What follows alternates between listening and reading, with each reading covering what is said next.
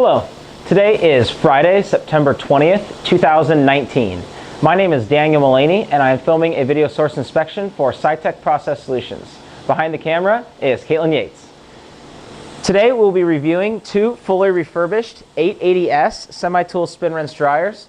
These systems have been fully remanufactured and are updated with our SlickDevice S1 controllers. These systems will be shipping internationally, and our customer's PO number is 2409261. These systems are manufactured identically. They have 8-inch capability with low profile 8-inch substrates, or sorry, low profile 8-inch cassette and normal 8-inch substrates.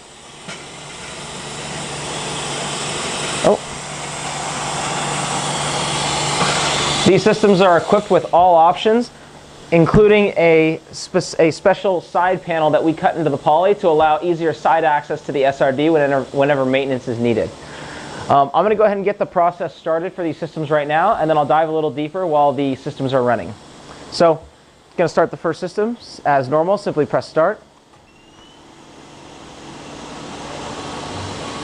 Okay, as you notice, the light indicator, the system indicator turned to green. This indicates that the system is currently running. Yellow is idle. Now we'll be running the back head.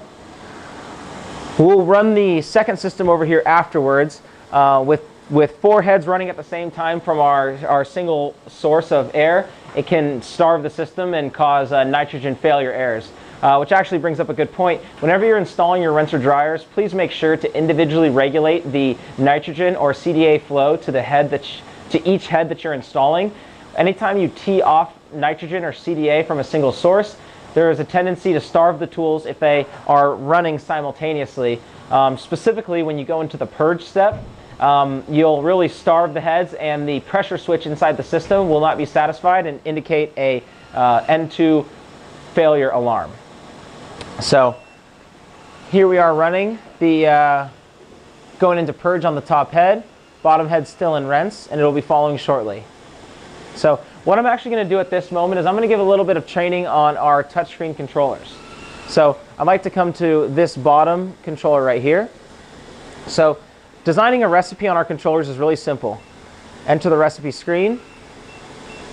Password is all 0 as a standard, but you can adjust that.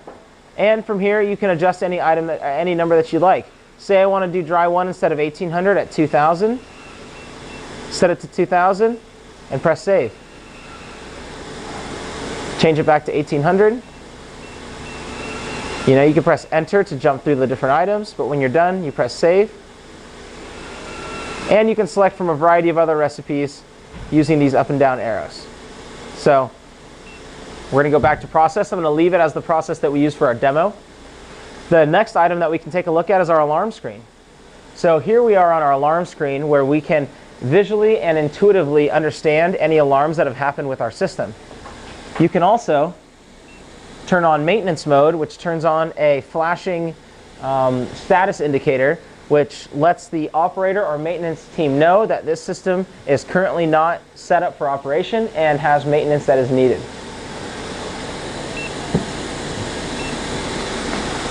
Now we'll dive into the menu. Again, use our password. So the first item that I want to show here is our manual mode. Manual mode is a great feature that allows you to easily troubleshoot the system without having to pull the skins off. It also allows for easy preventative maintenance.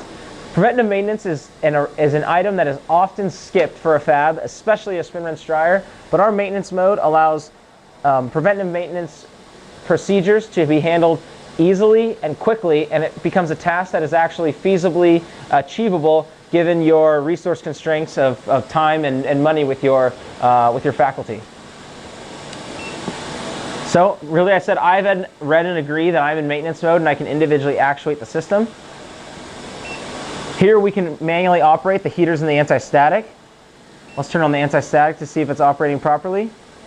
There you can see it is moving across, and our algorithm is measuring this as a proper anti-static function. You can also turn on the N2 heater. You can see the current that's being consumed by it. as well as the bowl heater for the current that's being consumed by it. So it makes troubleshooting and checking the status of these components a breeze. We can also come into our all manual mode here, where we can individually actuate any item that is needed.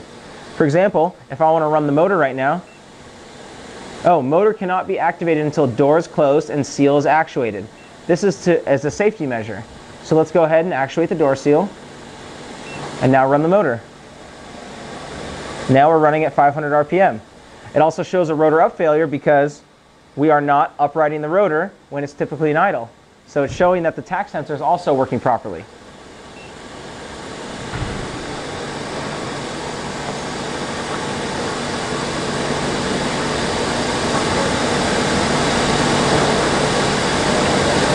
Okay, now we're braking to the normal upright position, the door seal's unlocked, and we're good. So this gives you there's many more features in here for actuating individual components, but that gives you a nice quick snapshot of the value add that we have here with this feature. Another item we have is the nitrogen settings. The N2 Saver feature prevents nitrogen purge waste when the system's in idle. The current system is going to be purging about 1.35 CFM of nitrogen while the system's in idle.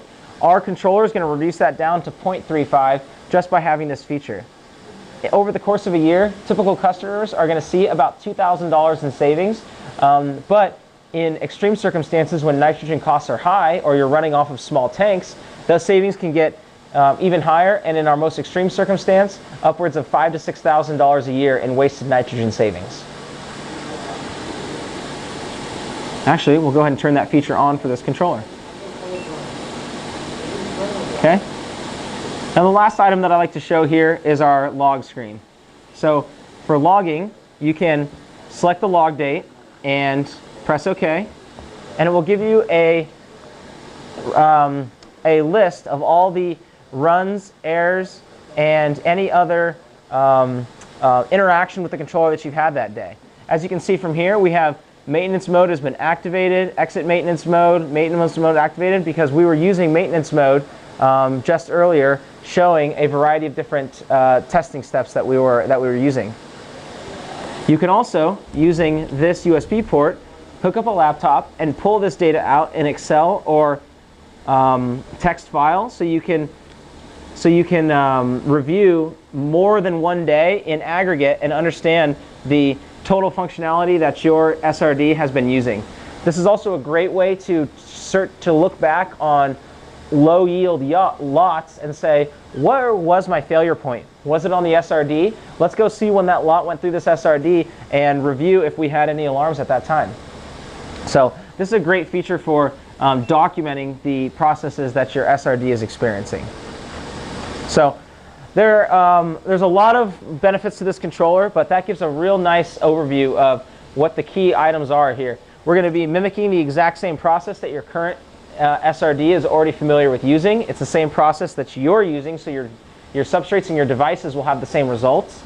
We have maintenance mode for enhanced troubleshooting and reduced downtime when you do have failures. We have purge savings, so we can give a direct cost benefit to installing this controller and immediately start proving out an ROI and direct cost savings. And we have data logging, which is great for historical data and allows you to review previous processes to see that everything is operating properly with your system. So let's venture on back. This is actually really good timing. We are now braking in the top head assembly, and we have 5 seconds left in our bottom head assembly.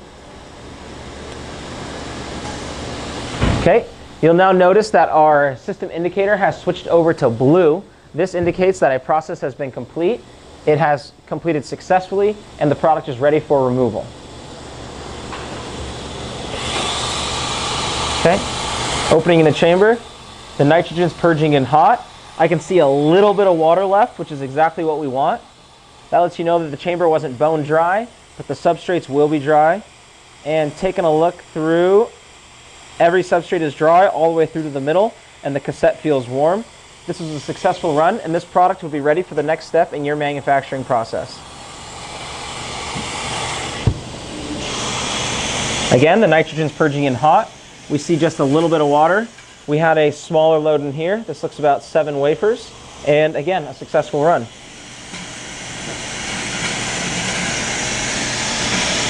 Okay. Now we'll be moving over to our second SRD right here. Although we have our upgraded touchscreen controllers on the system, the user interaction is the exact same as your current SRD. Simply press start, and the rinse and dry process will proceed. Running the bottom one as well.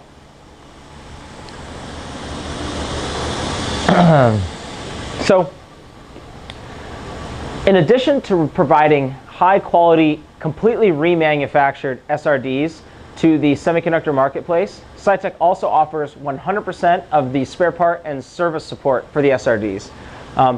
But before getting into that, now that I say it, our remanufacturing process is the most extensive that you can achieve for any type of system. Every SRD that we have is completely broken down to the component level. All of the metal is chemically cleaned and electro-polished to have a nice, like-new finish. The poly skins are all individually reviewed and recut as necessary to give a like-new finish. All of the components are then rebuilt if possible, such as a rotor upright positioning component, a valve, or a motor. Other components are tested for functions, such as the nitrogen heater, the bowl heaters, and the tack sensors. And consumables are automatically replaced, such as the tubing, the windows, the door seals, and other items. So when you receive a refurbished SRD from Sitek, you're receiving the highest quality of remanufacturing that you could offer for a piece of semiconductor equipment. Now, in addition to their high quality refurbishment, which we can sell you a tool from our stock, or you can send us your equipment and we'll refurbish it and send it back to you, we also offer all of the spare parts. So whether you need a door seal, a window, a rotor stop positioner, a motor controller, a replacement upgrade controller, or you need a service such as a rotor balance, a controller repair, an amp repair, any service or spare part required for this SRD, Sitek has available for you and is often going to be stocked.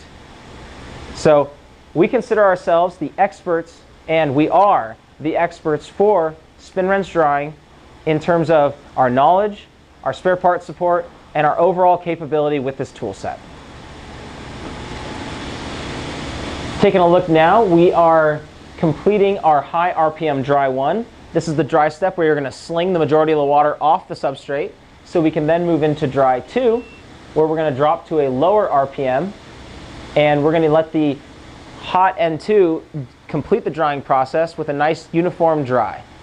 We're also going to turn on the anti-static unit in this step, so that way any static charge that builds up in the cassette during the high RPM spinning is dissipated, and your cassette substrates and chamber will stay static neutral. We've got another 5 minutes or so, 4.5 minutes of total process time. So we'll take a minute to review some of the other equipment that Sitek offers to the semiconductor marketplace. In addition to rinser dryers, we also can refurbish box washers, such as the HTC 8000 series. That's your 8000, 8010, 8020, 8030.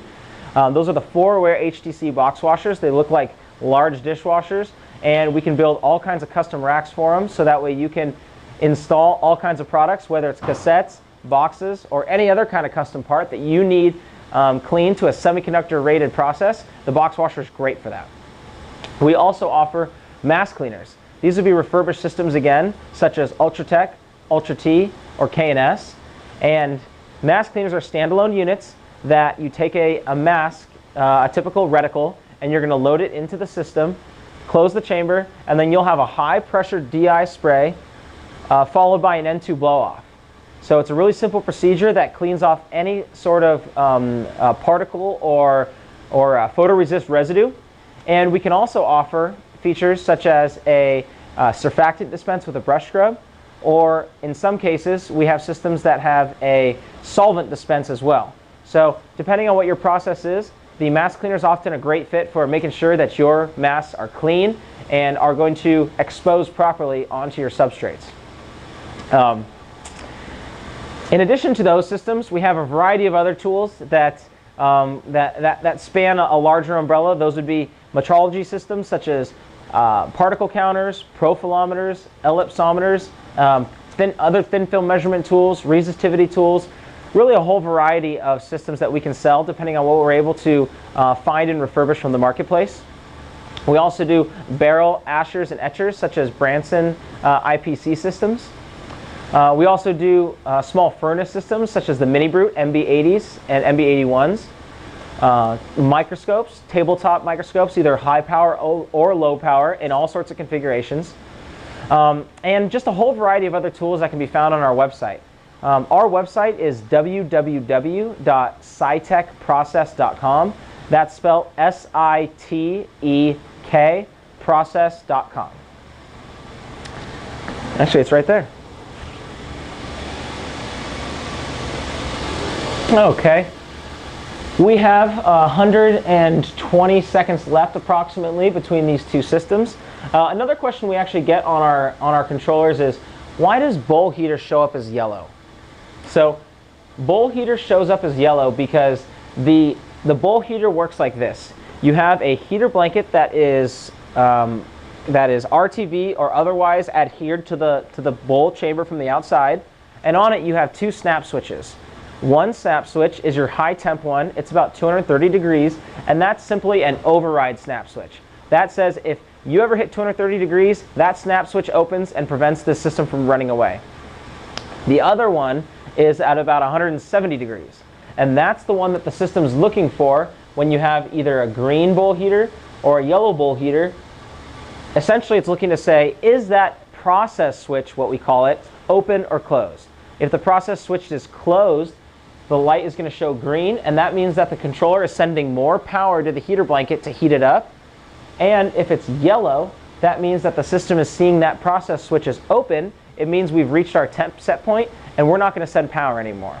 So really, that snap switch is going to open and close periodically throughout your dry cycle, and that open or closed state is then going to be reflected by a yellow or green listing on the controller. So red indicates errors on here, green indicates processing, and yellow is just this one unique circumstance that we use to demonstrate that that pressure switch or that process switch is operating properly and confirming correct bowl heater function. So,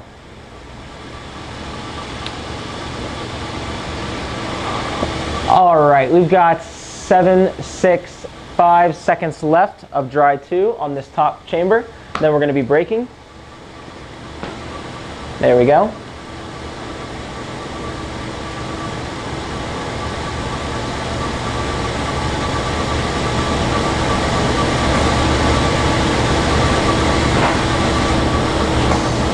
Okay, again, we have blue indicating that the lot is complete. Opening the chamber, the nitrogen is purging in hot. I see a little bit of water left in the bowl, which is good. And the cassette and substrates are warm and completely dry.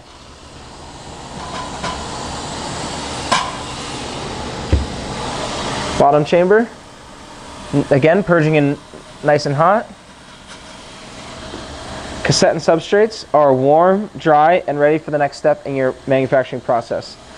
Our customer requires these rotors to be balanced for 0 to 25 wafers, which is why we've demonstrated all different loads in each chamber. So that will conclude our video source inspection for today. I'd like to thank you for taking the time to view it. Again, my name is Daniel Mullany, and behind the camera was Caitlin Yates. We filmed this video source inspection for Sitek Process Solutions.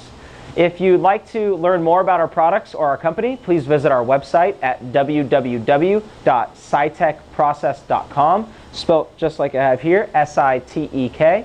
Or if you'd like to give us a call, please do at 916-797-9000. And to reach me directly, dial extension 2201. Thank you so much for your time, and have a great day.